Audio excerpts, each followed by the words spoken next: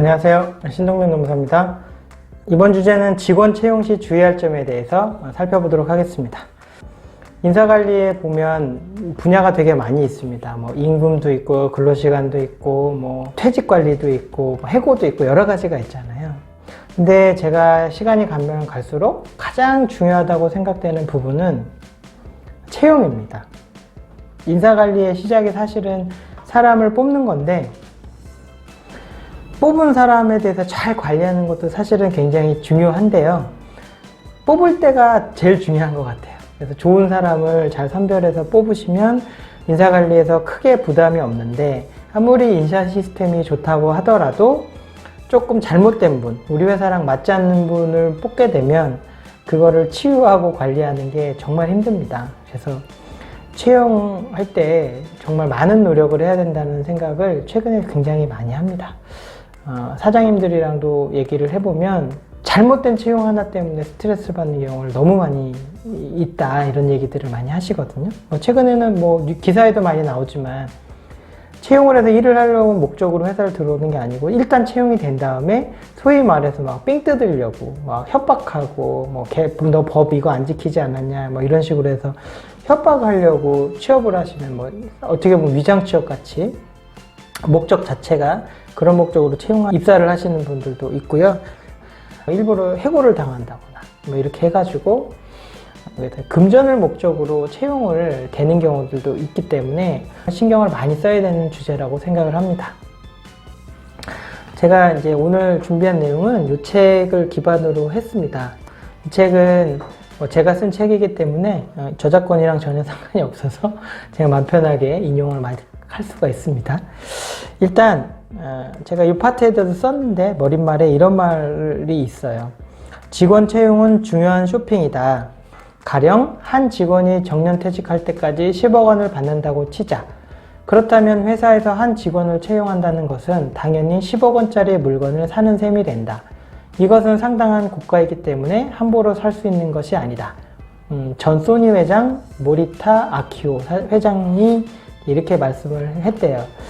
굉장히 공감 가는 얘기인 것 같아요. 그래서 채용에 대해서도 좀 관심을 가지셔야 되기 때문에 몇 가지 주의점을 정리를 했으니까 참고하셨으면 좋겠습니다.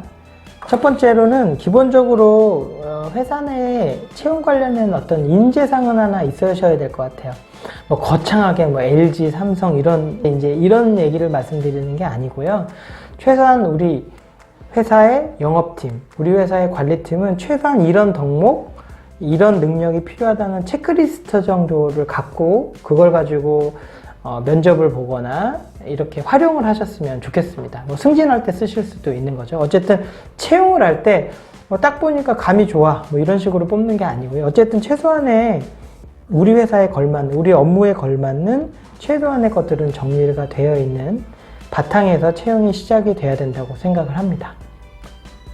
그 다음에 채용 공고할 때 주의할 점들이 있는데요. 일단은 차별적 내용이 기입되어 있으시면 안 됩니다. 채용 공고상에 그 여성의 용모, 키라든가 몸무게, 나이 이런 것, 또 결혼을 했는지 안 했는지, 아이가 있느냐 없느냐, 그래서 그런 거를 딱 명시적으로 써놓으시면 법에 위반이 될 수 있기 때문에 주의하셔야 되고요.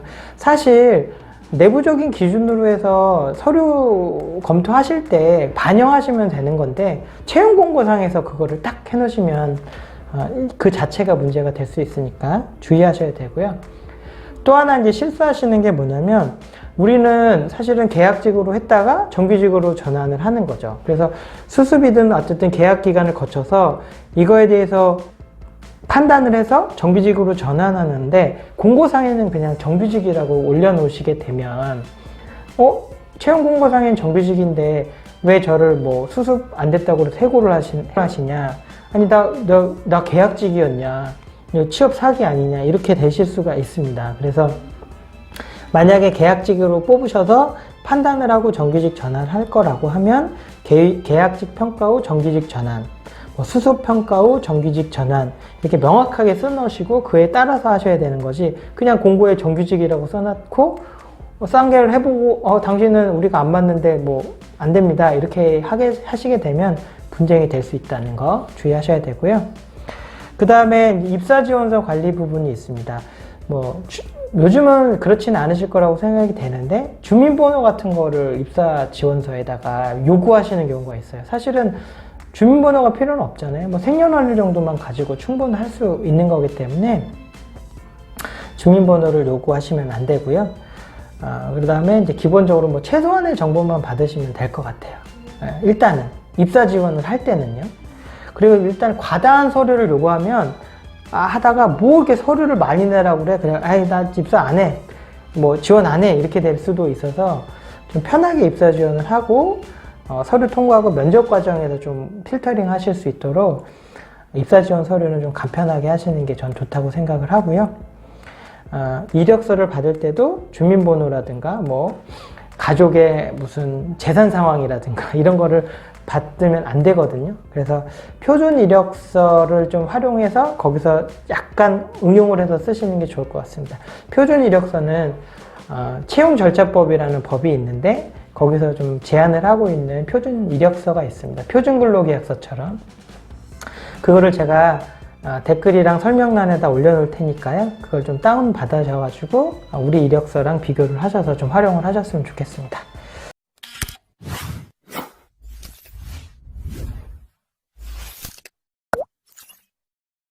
그 다음에 이제 면접관 교육이 있는데요. 사실 이렇잖아요. 우리가 개발팀을 뽑는다. 그럼 대표이사든 임원이든 그리고 팀장 이렇게 해서 딱 그 관련된 분들이 딱 면접을 그냥 볼 때 오늘 면접 몇 시야? 그래? 그럼 나 들어가서 이렇게 그냥 면접 보시잖아요. 그렇게 되면 아까도 말씀드렸듯이 10억짜리 직원을 뽑는데 잘못 뽑으실 수가 있습니다. 그래서 면접을 보는 사람도 준비를 많이 해야 되지만 면접을 하는 사람, 면접관들도 준비를 많이 하셔야 된다고 생각을 해요. 그래서 최근에 외부 면접관을 들여오는 경우가 있어요. 객관적으로 좀 진행을 하기 위해서. 그래서 저도 가끔 자문 회사라든가 이럴 때 면접관으로 참가를 하는 경우가 있거든요. 공공기관도 그렇고. 그래서 외부 전문가를 좀 들여서 좀 공채 개념으로 우리가 사람을 뽑는다라고 하시면 중요한 포지션 같은 경우도 그렇고요. 그럴 때는 외부 전문가 참여도 한번 고려해 보시면 좋을 것 같고요. 그 다음에 이 면접 관련해서 해리 법칙이라는 게 있더라고요. 제가 이제 이 책에서도 언급을 했는데, 해리 법칙이 뭐냐면요. 사람들은 대부분 자신보다 못한 사람들을 채용하려는 경향이 있다. 즉, 뛰어난 사람들은 자신보다 약간 못한 사람들을 고용하고, 약간 못한 사람들은 자기보다 훨씬 더 못한 사람들을 고용한다는 것. 이게 이제 해리 법칙이라고 있다고 합니다. 그래서, 그럴 것 같긴 해요. 이 사람이 굉장히 뛰어나면 내 밑에 두기 좀 부담스러울 것 같잖아요. 그래서 면접을 할 때는 가급적이면 최종 의사결정권자가 참여하시는 게 좋다고 생각을 합니다. 그래서 팀장이 보는 눈이랑 사장이 보는 눈이 좀 다를 수 있기 때문에 최종적으로 의사결정을 하실 수 있는 분이 면접에 참여를 해서 이런 해리의 법칙이 일어나지 않도록 좀 관리를 하실 필요도 있다고 생각을 합니다. 면접 질문을 좀 미리 만들어 놓으셔야 되는 것 같습니다. 그래서 오픈형 질문이라고 그러죠. 예, 아니요가 아니고요. 좀 오픈할 수 있는, 여러 가지 생각을 하고 꼬리에 꼬리를 물을 수 있는 그런 질문들을 미리 좀 몇 개를 좀 선별을 해 놓으셔서 그걸 공통 질문으로 한다거나 그렇게 해서 면접 준비를 좀 많이 하셔야 되는 것 같습니다. 저는 이게 제일 중요하다고 생각을 해요. 면접 하시는 분이 사람을 뽑는 거기 때문에 면접하는 분 자체들이 공부도 많이 하시고 준비도 하셔야 되는 거기 때문에 인사관리 하시는 분들은 서포팅을 좀 잘 해주셔야 된다고 생각을 합니다.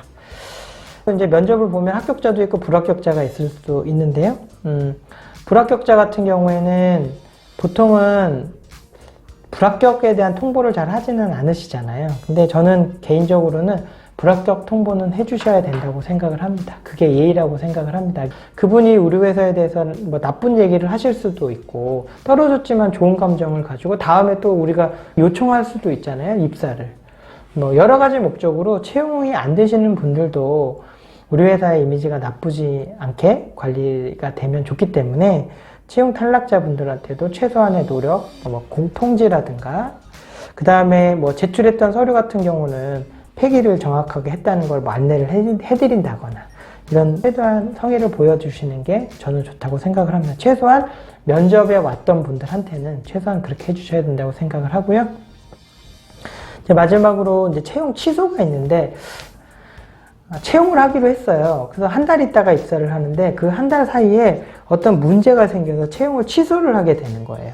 만약에 그런 경우에는 합격 통보를 받았던 분 입장에서는 되게 황당한 거잖아요. 왜냐면 이직을 하려고 전 직장을 그만두고 뭐 여행을 하고 있는데 갑자기 불합격 통보를 받았다거나, 또는 내가 이 회사를 입사를 했기 때문에 다른 회사를 갈 수 있는데 포기를 했다거나, 이런 케이스들이 있을 수가 있어요. 그래서 회사가 뭐 아무렇지도 않게 생각해보니까 아닌데요, 이런 식으로 해서 채용 예정을 막 갑자기 취소를 하시게 되면 간단한 문제가 절대 아닙니다.